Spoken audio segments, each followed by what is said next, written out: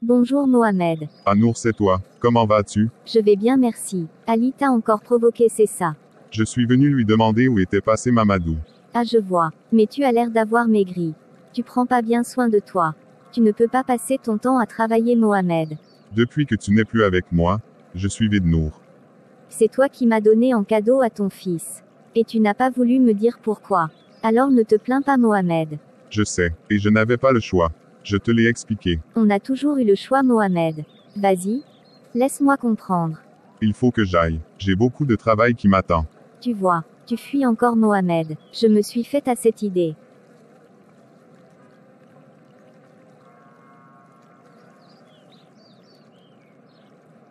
Ne refais plus jamais ça Mohamed. Je suis une femme mariée. Je t'aime Nour. Mais je ne peux pas détruire ma famille. Un jour tu comprendras mon silence. Au revoir. Trop c'est trop. Vu que Mohamed ne veut rien me dire, Ali devra me dire la vérité aujourd'hui quoi qu'il en coûte. Et il n'aura pas le choix. Ah ma chérie, tu es rentrée de ta consultation prénatale.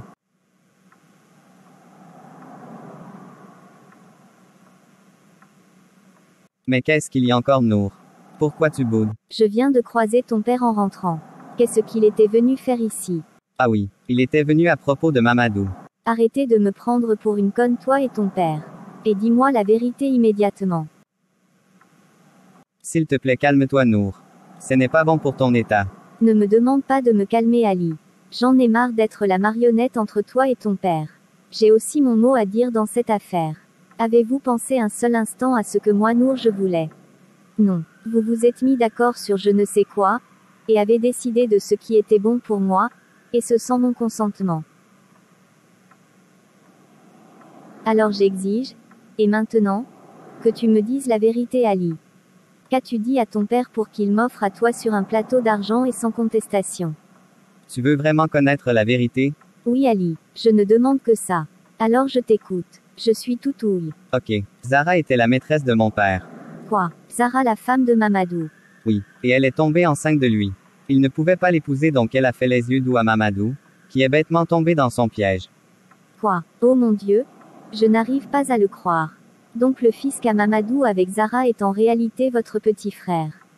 Malheureusement oui Nour. J'ai surpris mon père en train de rentrer dans un hôtel avec Zara à une certaine époque. Donc tu as fait du chantage à ton père pour m'avoir. En quelque sorte oui. Je n'avais pas le choix Nour. Je ne pouvais pas risquer te perdre.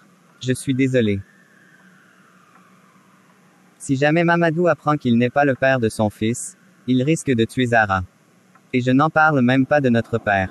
Donc s'il te plaît, ne le dis à personne. Ok, je vais me changer. Waouh, dans quelle famille merdique je suis tombée. En tout cas, c'est pas moi qui vais dire la vérité à Mamadou. Fanta qui n'avait pas supporté l'affront de se faire frapper au restaurant, va élaborer un plan pour se venger de moi. Elle va débarquer devant l'immeuble d'Ali, mais sans succès.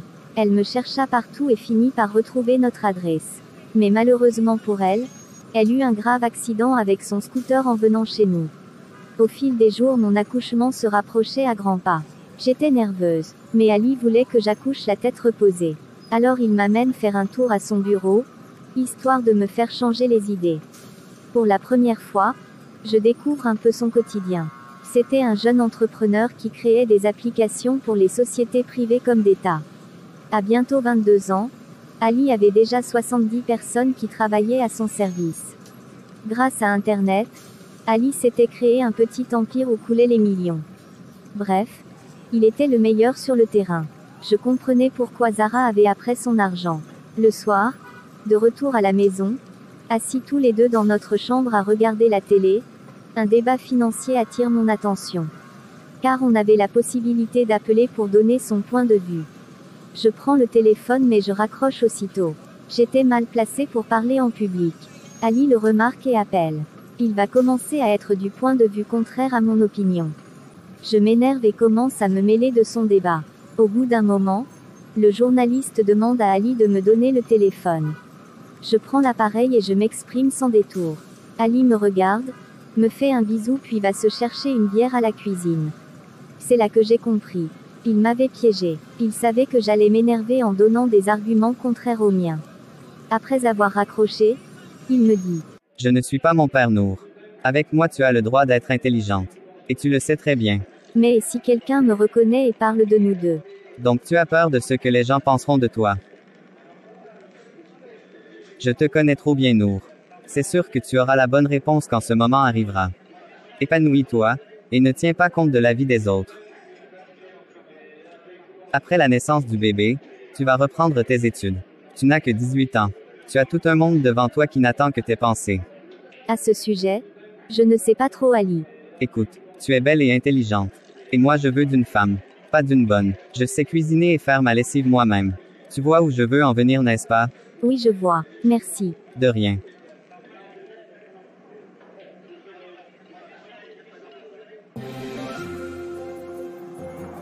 Mais d'où provient cette musique? Je crois que c'est de la cuisine. Je vais y jeter un coup d'œil.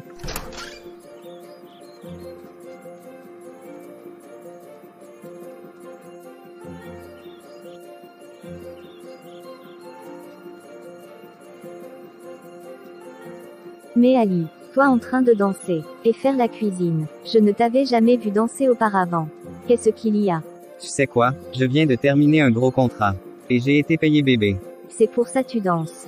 Tu as même cuisiné. Viens ici que je te dise combien j'ai été payé. Et on verra si tu ne danseras pas aussi. Il me tire vers lui et me murmure la somme à l'oreille. J'ai failli accoucher dans la cuisine quand j'ai su combien c'était. Je le regarde, je retourne en chambre et reviens avec une fiche d'inscription pour l'année prochaine, dans l'une des meilleures écoles de finance de la ville. En voyant la fiche, il éclate de rire et fait oui de la tête. Beaucoup de gens me détestent. Mais je prends le destin comme il se présente à moi. Grâce à ma mère et ma tante, j'ai appris à ajuster mon destin. Je ne me plains plus. J'ai dû apprendre à ne plus m'attarder sur certaines choses. Mon enfant ne doit jamais faire face à une Nour faible. Cela faisait déjà quelques semaines que Mamadou était parti avec Nafissatou, et le fils d'Habib avait commencé à m'appeler maman. Ce qui ne plaisait pas à son père. Il était venu le chercher, soi-disant que je n'étais pas une bonne fréquentation pour son fils. Mais c'est l'hôpital qui se fout de la charité là. Il part avec le petit, et 15 minutes après, il me l'a ramené. L'enfant s'est mis à hurler en route comme s'il ne connaissait pas son père. Alors Habib a compris que s'il allait trop loin avec lui, il risquerait de se faire attraper pour un voleur d'enfants. Mais Habib, pourquoi pleurait-il? Tu l'as tapé? Non, il criait trop. Je lui ai juste dit d'arrêter de crier. Mais tu lui cries dessus pourquoi? Ne refais plus jamais ça Habib. Donc tu viens prendre l'enfant chez moi? C'est pour aller lui crier là-dessus. Attends, mais tu te prends pour qui Nour? C'est mon fils. Quand il ne m'écoute pas, j'ai bien le droit de lui dire d'être obéissant. C'est pas bien de le gâter. Je n'en disconviens pas Habib. Mais c'est encore un bébé. Il ne faut pas être brutal avec lui. Bon, je reviens. Je vais lui faire du yaourt. Ouf, enfin. Il s'est endormi. Nour, je suis désolé pour ce qui s'est passé la dernière fois que je suis venu ici.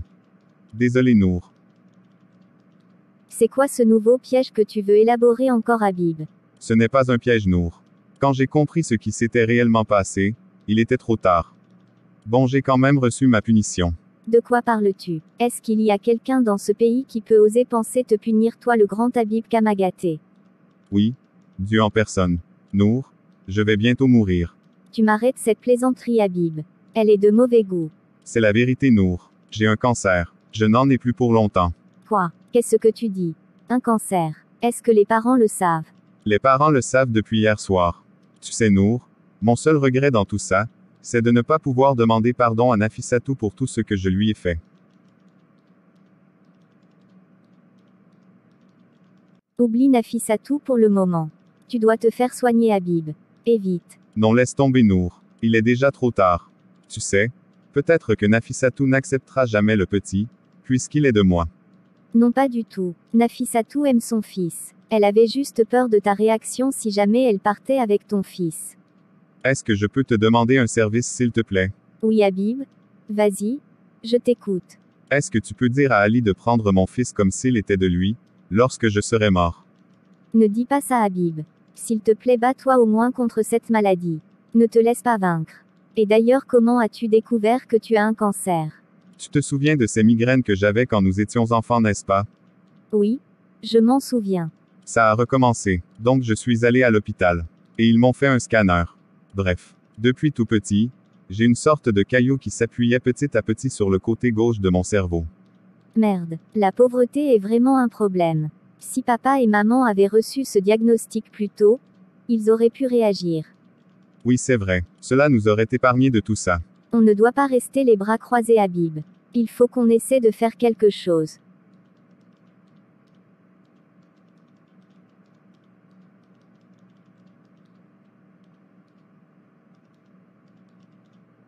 Pardonne-moi d'avoir été un si mauvais grand frère Nour.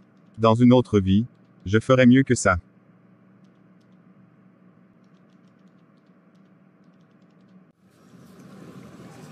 Le soir, Ali et moi discutions sur ce sujet quand mon téléphone se met à sonner.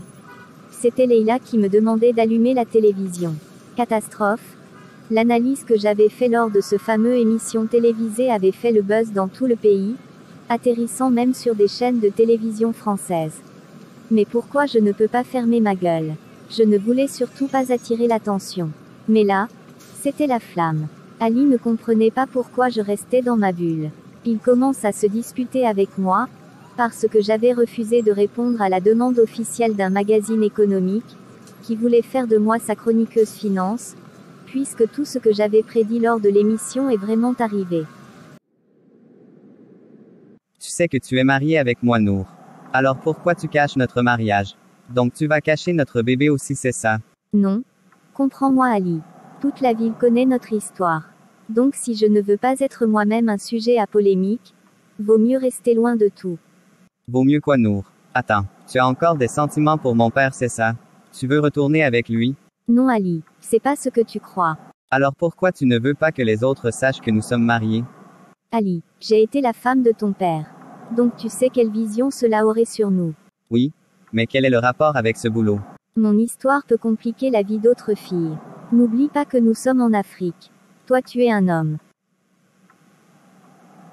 L'histoire de Leïla est pire que la nôtre. Mais regarde ta copine. Elle n'est même pas encore divorcée de son mari qu'elle prépare déjà une autre vie avec Mustapha. Réfléchis, Nour. Tu veux vivre toute ta vie avec les Ondis, ou vivre ta vie uniquement pour toi? On a grandi, Nour. Réfléchis-y. Ali me regarde énervé et s'en va de la chambre. Il va devant la porte pour fumer. Ali était tellement en colère qu'il ira dormir dans son appartement. Seul à la maison, je réfléchis sur ces mots. Dans la même semaine, Mamadou rentre avec Nafissatou qui n'en pouvait plus. Son fils lui manquait. Mais Mamadou était revenu avec un autre scoop. Nafissatou avait déjà un fils de 2 ans avec lui. Quand Mamadou est parti épouser Zara, Nafissatou était déjà enceinte. Elle a accouché d'un petit garçon que ses parents élevaient. C'était pour lui que Mamadou était revenu. Assis dans notre salon, Nafissatou était parti chercher le petit garçon, qui était la photocopie de son père. Ce qui amène Mamadou à se poser des questions. Mamadou, pourquoi mon fils avec Zara ne me ressemble-t-il pas? Est-ce parce que c'est le deuxième? Tu te fais des idées, mon frère. Allez, viens, on va manger. Ali le savait. Si jamais Mamadou découvrait la vérité, le sang allait couler. Mamadou était du genre calme avec un air pacifique. Mais il était fou. Plus fou qu'Ali, je dirais. Le lendemain, pendant que je faisais le lit, mon mari qui était toujours fâché contre moi ne m'adresse pas la parole. Il prend son sac, et s'en va pour le bureau. Tout d'un coup, je ressens une douleur affreuse au ventre. Je prends le fixe dans la chambre pour appeler Ali. Il venait de monter dans sa voiture. Ali rapplique immédiatement, et me met moi et Kabir le fils de mon frère dans la voiture. Le temps d'aller chercher mes affaires pour l'hôpital, je sens la portière se fermer. Je me tourne pour voir. C'était Fanta et la femme de son frère. Sa belle-sœur démarre la voiture, et Fanta me donne un coup dans le ventre avec sa béquille, et exige la libération de son frère en échange de ma vie. Quand je vois la femme de son frère ralentir dans un tournant, j'ouvre la portière et me jette dehors avec mon petit Kabir dans les bras. Un groupe de jeunes me vient en aide, et mes 2 ravisseurs foncent tout droit en vitesse. Un chauffeur de taxi me conduit à l'hôpital immédiatement. Je refuse de rentrer en salle sans Kabir. Et là, j'entends une voix qui me semblait familière. C'était Zara. Docteur, je connais cette fille, c'est ma belle-sœur. Je peux prendre le bébé, ne vous inquiétez pas. D'accord madame, vous pouvez le prendre. Quoi? Le fils de Nafissatou dans les bras de Zara. Ça jamais de la vie. Pas de mon vivant. Docteur, éloignez cette femme de mon garçon. Ne la laissez pas l'approcher. Mais calmez-vous s'il vous plaît. Et soyez raisonnable. Je préfère mourir que de savoir mon garçon dans les bras de cette femme. Mais qu'est-ce qui te prend, Nour? Tu dois aller accoucher. Fais-moi confiance s'il te plaît. Va loin de moi avec ta comédie, Zara. Docteur, appelez ma famille s'il vous plaît. D'accord madame.